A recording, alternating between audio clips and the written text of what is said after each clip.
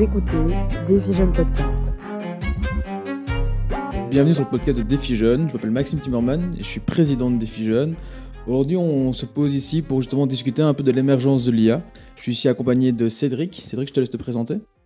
Hello, je m'appelle Cédric Léonard Tamboué et je suis graphiste chez Defijeune depuis maintenant plus de 8 ans et je m'occupe de tout ce qui est communication et graphisme avec ma collègue Camille et je suis plus en charge de tout ce qui est visuel. Et donc, on va commencer un peu avec différentes questions. D'abord, en fait, Cédric, qu'est-ce qui t'a attiré dans le graphisme et comment tu as pu évoluer dans ce domaine-là depuis tes débuts? En fait, moi je fais de la création depuis que je suis tout petit. Je suis né au milieu des années 80 et lorsque j'étais plus jeune, en fait, le graphisme était très présent, que ce soit dans les jeux vidéo, dans les mangas, dans les comics, même dans la BD belge. Il y avait beaucoup plus de magazines aussi, ce qui fait qu'il y avait comme ça toute une émergence de visuels. Et ça m'a beaucoup attiré dès mon plus jeune âge, d'autant plus que je dessinais. Donc c'est quelque chose que j'ai quand même gardé très très très longtemps. J'ai fait beaucoup de dessins depuis toujours jusqu'à mes 18 ans. Et je me suis naturellement dirigé vers le graphisme une fois que j'ai fini l'école secondaire. Et ça, disons que ça s'est fait naturellement en fait. Avec le temps en fait, le visuel a pris de plus en plus de place aussi dans la société. Et vu que c'était quelque chose que j'aimais, je me suis naturellement dirigé vers ça. J'ai vu l'évolution en fait d'Internet, l'évolution tout doucement des réseaux sociaux et le visuel, c'est quelque chose de logique en fait. On est passé de Paint finalement à devoir faire des affiches pour des petites fêtes entre amis. On est passé de ça au Skyblog et puis on est passé du Skyblog à MSN. De MSN à MySpace, de MySpace à Facebook. Et naturellement, en fait, tu faisais toujours du graphisme. Même les gens qui n'étaient pas dedans, en fait, c'est quelque chose qui est devenu tellement naturel que c'est quasi normal qu'aujourd'hui, tout le monde en fasse consciemment ou inconsciemment. Tu dirais que maintenant, en fait, les gens font que le graphisme est omniprésent dans la communication actuelle, en fait. Ah oui, okay. C'est... par exemple, les gens qui ont moins de skills en écriture, c'est beaucoup plus facile pour eux maintenant qu'il y a le graphisme. Parce que tu peux avoir un message clair, peu importe, hein, que tu fasses de la vente ou même, on l'a bien vu en politique, une bonne accroche, une bonne propagande. Aujourd'hui, c'est aussi impactant qu'un texte. Ouais. Du coup, pour les gens, en plus de ça, qui sont peut-être moins éduqués. Et quand je parle d'éducation, je parle vraiment de cours, de diplômes, de langue française et tout ça. Une bonne image qui leur parle et dans laquelle ils peuvent se reconnaître, tu les as embarqués. Là où un texte est peut-être un peu plus riche et fourni, c'est un peu plus compliqué pour eux de comprendre. Et c'est comme ça qu'aujourd'hui, on peut facilement détourner l'attention des gens, finalement. Oui, tout à fait. Et toi, quand tu dis que maintenant, clairement, l'émergence du graphisme est omniprésent, les sociétés actuelles travaillent dessus. C'est déjà là maintenant qu'on voit un peu l'IA clairement se positionner. Tu as dit, ça fait déjà quelques temps qu'il est présent. Et là, depuis leur dernière mise à jour, on voit qu'il y a eu une émergence sur la création vraiment de contenu visuel. Ouais. Toi, en tant que graphiste, quel est ton ressenti en fait, général un peu sur l'IA appliquée en fait, au graphisme ? Ça s'est passé en plusieurs étapes. C'est vrai que en tant que créateur, il y a ce côté on va voler ma création, je vais perdre mon boulot, ça va être compliqué. Et c'est un sentiment tout à fait normal. Moi personnellement, je l'ai peut-être eu à 10% parce que c'est pas quelque chose que j'ai ressenti. Mais c'est un sentiment qu'on a voulu me faire partager. On va dire, tiens, mais maintenant, je vais pouvoir faire ci, ça et ça. Mais en réalité, ça ne changera jamais. Dans le sens où, je vais un peu vulgariser, on peut faire un kit du plombé montable, l'évier à la Ikea que tu peux monter toi-même. tu vas toujours appeler un plombier. Ouais. Même si tu peux monter l'évier toi-même, tu vas dire s'il y a une fuite, je préfère appeler un plombier. Ben, c'est pareil pour les graphistes. En fait, c'est une évolution logique quelque part. Et il y en a toujours eu. Donc, non, je pense qu'à un certain moment donné, moi aussi, j'ai fait le switch avec l'aide de ma collègue qui est plus jeune. Et du coup, ça fait partie... c'est sa génération, en fait, maintenant.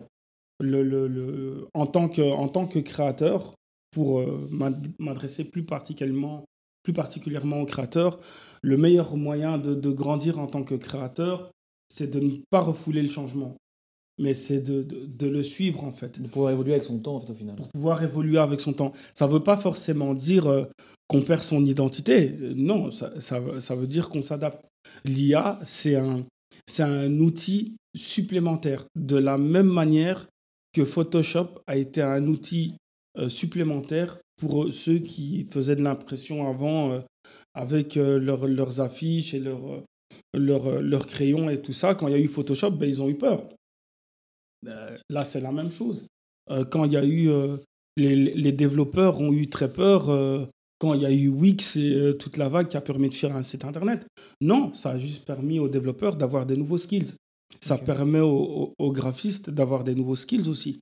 C'est plus d'outils. Ok. Mais du coup, tu as déjà eu l'occasion en fait, de pouvoir tester un peu ces nouvelles fonctionnalités? Tu les lis un peu dans ton travail? Oui, maintenant, je l'intègre, je ne vais pas dire full-time dedans, mais ça, lorsque je dois gagner du temps, je me dis, ah tiens, ou que j'ai besoin de nouvelles idées instantanées, en tant que créateur, ce que je vais faire, je vais peut-être mélanger 3, 4, 5 idées et je vais lui demander de me pondre quelque chose. Mais ça ne veut pas dire que ce que l'IA va produire va me plaire.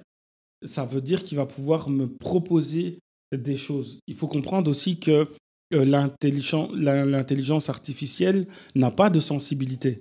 C'est une compilation de données. Ouais, c'est une machine, ça reste une machine. C'est une machine. Donc, ce qu'il propose, c'est quelque chose de pragmatique et de binaire. C'est 1 plus 1 plus 4 plus 6. Combien ça fait? Et ça reste la responsabilité de nous en tant qu'humains ou de créateurs de discerner comment l'utiliser à un moment donné. Et c'est là où je pense qu'une fois qu'on a compris ça, il n'y a pas de crainte à avoir. Ou peut-être un peu moins, mais en tout cas, non, je pense pas du tout.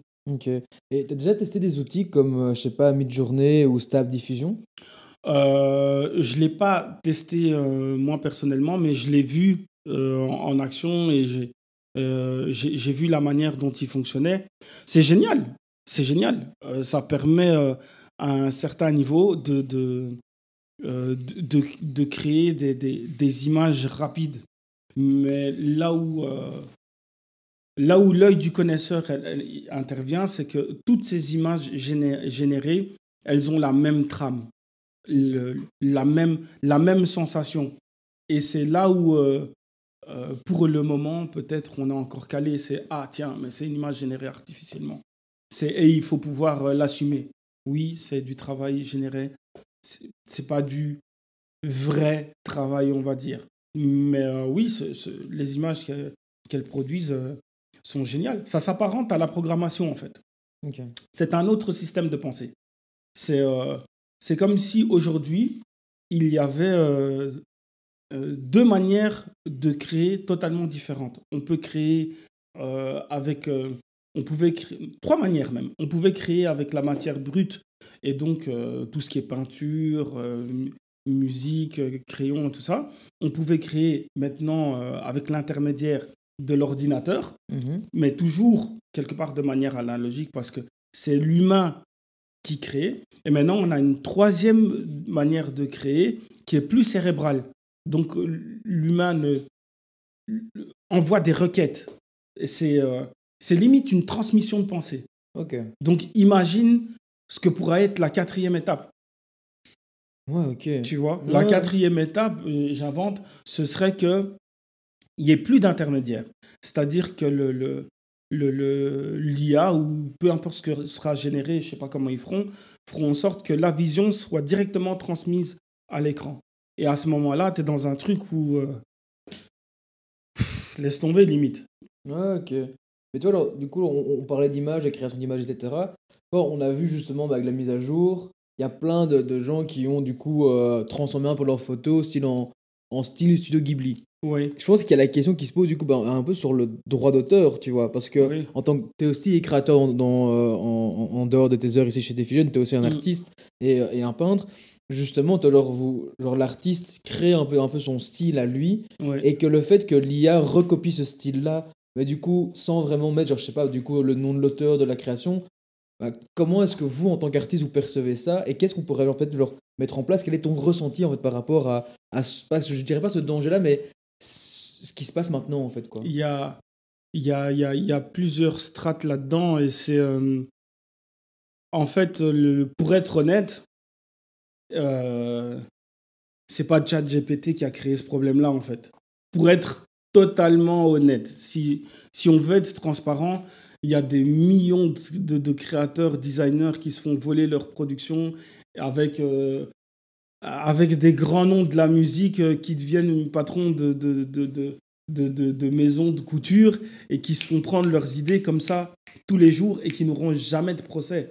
Donc en soi, c'est pas un faux débat, mais c'est juste que Ça se lie à d'autres choses qu'il y a également dans le monde des artistes. C'est juste que vu voilà. que ChatGPT est quelque chose que le commun des mortels a accès, c'est juste que ça accentue une problématique qui est déjà préexistante. Ça a accentué la problématique, d'autant plus que comme c'est des gros noms qui ont été volés, ben oui, c'est plus facile maintenant d'en parler. Ah oui, le studio Ghibli a été quelque part pillé et le créateur du studio Ghibli qui était déjà contre ChatGPT, ben oui, il s'exprime plus. Mais à l'inverse, le petit créateur, mais ça lui arrive tous les jours. Ok. Des- Et lui, quand il poste sur, je sais pas moi, les maisons spécialisées et tout, que telle maison de haute couture ou que tel studio a pris ses créations, il n'y a personne qui va l'entendre. Donc, de ce point de vue-là, c'est deux poids, deux mesures. Ok. Maintenant, en ce qui concerne le droit d'auteur proprement dit, en fait, c'est comme pour Internet, on attend les législations, dans le sens où ben, les producteurs de ChatGPT, oui, ils auraient dû faire appel, ils auraient dû envoyer un contrat. Maintenant, je ne sais pas si le studio Ghibli va intenter une procédure pour être dédommagé, mais la question du droit d'auteur doit être réglée et ça doit aller dans les deux sens, aussi bien pour les grands que pour les petits créateurs. Maintenant, dans tout chaos, il y a toujours il y a toujours de la positivité. Le côté positif, aussi bien pour les grands créateurs que pour les petits, même si je suis sûr qu'une maison comme Studio Ghibli n'en a pas besoin, c'est que ça permet de propager ses créations à un niveau beaucoup plus grand. Dans le sens où peut-être un créateur plus aguerri va utiliser ça comme un moyen de com et va vraiment utiliser ça comme tremplin pour pouvoir atteindre une autre plateforme, que ce soit de manière privée ou publique. Quand je dis privé, c'est, j'imagine, Studio Ghibli, ben, ça aurait été un plus petit studio, ben, ils auraient été avec ça chez un plus grand studio comme la Toei Animation, et ils auraient dit, ben voilà, nous on a fait un truc et ça a fait des millions de vues. Et pouf, c'est un jeu de pouvoir. C'est un jeu de pouvoir, mais je tenais à nuancer le fait que c'est toujours arrivé. C'est toujours arrivé. Regarde combien de... je m'étends un peu plus loin, mais à combien de créateurs belges ça a arrivé qu'on utilise leur création et qu'ils intentent un procès, que ce soit contre Madonna, que ce soit contre Michael, que ce soit contre n'importe qui. Et ils l'ont toujours gagné. Là, actuellement, pour l'anecdote, il y a la famille de Marvin Gaye qui intente un procès contre la famille, une famille dans laquelle Marvin Gaye a logé à Ostende et qui possède en fait 50 à 60 chansons qu'il est produite. Mais comme le droit belge, le droit d'auteur belge à une loi qui dit qu'après 30 ou 40 ans, je ne sais plus combien, ben, tu tombes dans le public, ben, ils ne peuvent plus. Ah oui, ok, d'accord. Donc, maintenant, il y a des albums à Marvin Gaye qui appartiennent à la famille belge et c'est légitime. Il leur a laissé la musique. Ok. Donc, c'est dans ce sens-là où c'est des choses qu'il faut connaître et sur lesquelles il faut bien faire attention. C'est pour ça qu'il faut toujours protéger, même si le grand studio l'a fait, je ne sais même pas comment ils ont eu accès à ça, mais il faut toujours protéger ses œuvres. Il faut toujours protéger ses œuvres de manière juridique si on peut, et si on ne peut pas, ben, se les envoyer par recommandé, parce qu'on peut comme ça, à n'importe quel échelon, ChatGPT ou non, se faire voler, en gros. Ouais, le débat qu'il y a maintenant sur uniquement ChatGPT est déjà préexistant et qu'en fait c'est on découvre une réalité auquel les artistes sont confrontés continuellement. Continuellement, mais continuellement. Même en ce moment même, combien de petits illustrateurs ou d'artistes peintres regardent. Autre exemple, lorsqu'il y a eu l'essor des comment ça s'appelle, des banques de données d'images. Les banques de données d'images, ben c'est l'ancêtre de ChatGPT en fait. Ouais. Sauf qu'il fallait payer. Mais combien de banques de données d'images ont pillé les jeunes créateurs en reproduisant leur travail et en les vendant à je sais pas, 1 euro, 2 euros l'image. C'est exactement la même chose en fait. C'est ça. Ok. Et voilà, là, on a bien compris que ce débat-là doit être porté plus loin et pas uniquement sur ChatGPT. C'est juste que voilà, ça met vraiment la lumière sur simplement le quotidien, que ce que les artistes vivent. Mais donc, au final, reportons un peu sur l'émergence en fait, de l'IA et l'intégration dans ton travail. Ben, tu as dit que du coup, ça pourrait genre, apporter des avantages et des inconvénients. Et comment, en fait, est-ce que voilà, tu travailles dans une logique, tu travailles ici chez Diffusion. Penses-tu en fait que Diffusion pourrait tirer parti en fait de l'IA pour améliorer nos visuels ou bien peut-être pour vous gagner du temps dans vos contenus? Oui, c'est surtout un gain de temps. Okay. Admettons, l'IA permet de faire plusieurs propositions, de vraiment se dire au lieu d'avoir 3-4 propositions, en fait on peut en avoir 20 et on peut en avoir des auxquelles on n'avait même pas pensé. Ça, c'est l'avantage. Maintenant, dans d'autres domaines, c'est l'IA, c'est un peu un espèce de GPS. Okay. Je vais dire ça comme ça. Dans le sens où on a une direction, on sait où on va, mais on va lui demander, ah tiens, est-ce que tu préfères qu'on prenne tel chemin ou tel chemin, ouais. Et il va dire, ah ben tiens, en fait, sur ce chemin-là, il y a beaucoup de trafic. Prends plutôt à gauche. Ok. Et on va décider de lui faire confiance. Mais il y a des fois où, même si le GPS te donne une direction, toi, tu sais qu'il y a un raccourci. Et tu vas quand même le prendre. Genre, en gros, en fait, il te propose un chemin, mais que tu peux très bien le suivre ou uniquement toi-même décider de prendre un autre chemin. Voilà. Ok, d'accord, dans ce moment-là. Mais du coup, si tu pouvais demander une fonctionnalité spécifique à une IA, dans l'IA graphique, du coup, laquelle est-ce que ça serait? Moi, à mon niveau actuellement, de ce qu'on a pu tester, ce serait qu'il soit plus efficace sur les exportations. Ça, c'est la première chose que je demanderais. Pour le moment, il ne peut pas encore, par exemple, moi, en tant que graphiste, je ne peux pas encore lui dire « crée-moi un PSD » ou « crée-moi des fichiers avec lesquels je vais pouvoir modifier ton travail ». Ça, il ne le fait pas. Il ne fait pas non plus de haute résolution. C'est-à-dire que je ne pourrais pas lui demander une affiche. Ça va lui demander beaucoup plus de travail. Du coup, ça, c'est des améliorations qu'on pourrait faire. Il est aussi très lent quelque part. Dans le sens où moi, par exemple, avec les années d'expérience, j'ai un workflow qui est beaucoup plus riche. Dans le sens où je ne vais pas me limiter à Photoshop. Je vais utiliser Photoshop, mais à un moment donné, je vais aller sur Illustrator. Et puis, je vais venir sur InDesign. Et puis, je vais incorporer des images. Je vais faire beaucoup de petites choses pour construire une image. Du coup, quand je joue avec ça, avec ChatGPT, ça peut encore le déstabiliser. Oh, il m'a demandé... c'est comme si, au lieu de lui dire 1 plus 1 plus 2 plus 6 égale combien? Moi, je lui avais dit, tu fais 1 plus 1, mais entre parenthèses, tu fais 3 divisé par la racine carrée de 5 sur 7. Et tu mets le tout au carré, exposant 3. Il dit, oh. Là, il y a eu un bug, quoi. Ouais.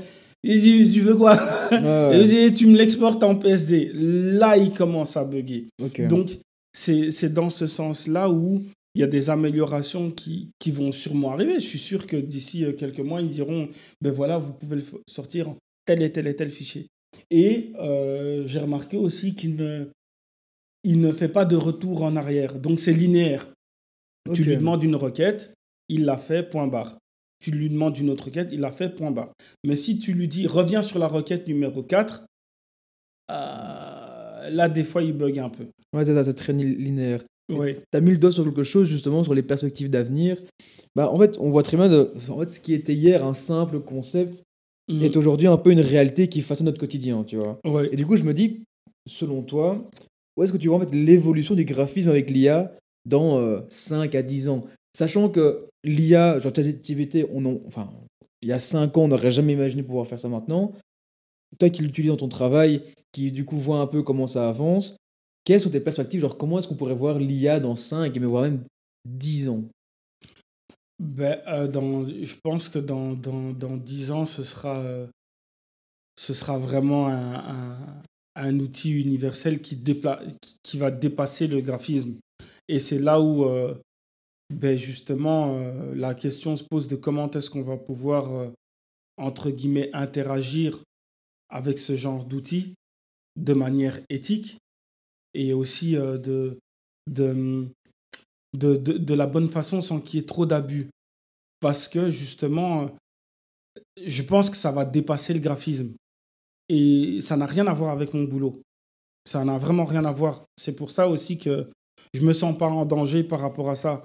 On aura toujours besoin de quelqu'un pour affiner une vision, pour conseiller, ou ben voilà, comme je disais, tout le monde n'aime pas réparer son évier. Il y a des gens qui ont besoin d'appeler un plombier. Ben c'est pareil, il y a des entreprises qui auront toujours besoin d'un graphiste parce que ils voudront pas couper dans le budget ou ils voudront une certaine patte. C'est maintenant, les meilleures années pour avoir un style, une personnalité, Ok. pour justement oser ressortir du l'autre et pas se cacher derrière une technique.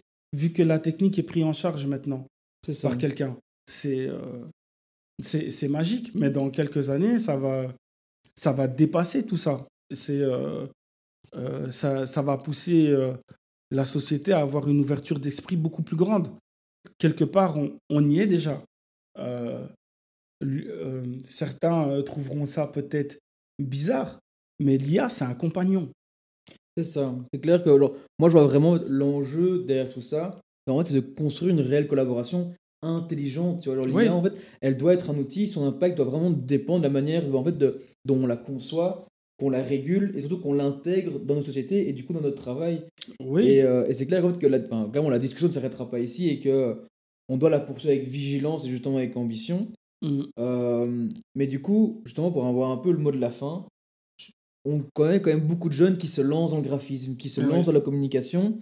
Qu'est-ce que tu dirais justement de ces jeunes qui entendent dire qu'en fait, l'IA pourrait remplacer leur métier, qu'en fait, qu'ils ont ce stress-là? Qu'est-ce que tu pourrais leur dire en fait à ces jeunes?